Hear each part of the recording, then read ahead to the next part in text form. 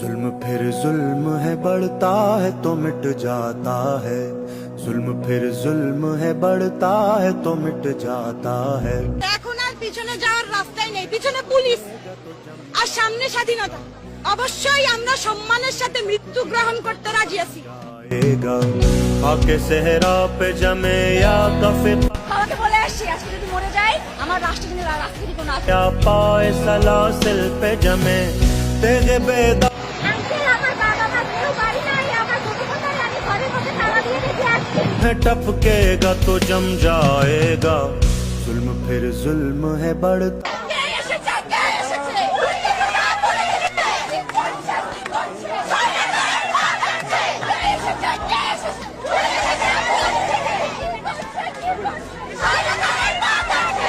लाख बैठे कोई छुप छुप के कमी गाहों में। এই পুলিশ মানে লাঠির বাড়িতে আমাদেরকে দমাতে পারবে না। এই জনগণ এত 18 কোটি জনগণ দমাতে পারবে না, এটা সম্ভব না। जुल्मत की नकाब लेके हर बूंद निकलती है हथेली पे जरा। जुल्म की किस्मत नाकारा के ईमान से कहो मैं मिले। একটি কিশোর চারতলা একটা নির্মাণাধীন ভবন থেকে সে ঝুলে রয়েছে, তার কিচ্ছু করার উপায় নেই। ওই অবস্থায় তার উপর গুলি চলেছে অনেকবার। রিয়া গোপ তার বাবার কোলে গুলিবিদ্ধ হয়েছে। আরেক শিশু, সে তার চোখ দিয়ে গুলি ঢুকেছে, মাথার পেছন দিক দিয়ে বেরিয়ে গেছে। জিজ্ঞেস করুন সে কোথায় ছিল? তার বাসায়, ঘরের ভেতর। যে শিক্ষক, বুদ্ধিজীবী, কবি ও কেরানি প্রকাশ্য পথে এই হত্যার প্রতিশোধ চায় না, আমি তাকে ঘৃণা করি। सर उठाता है तो दबता नहीं।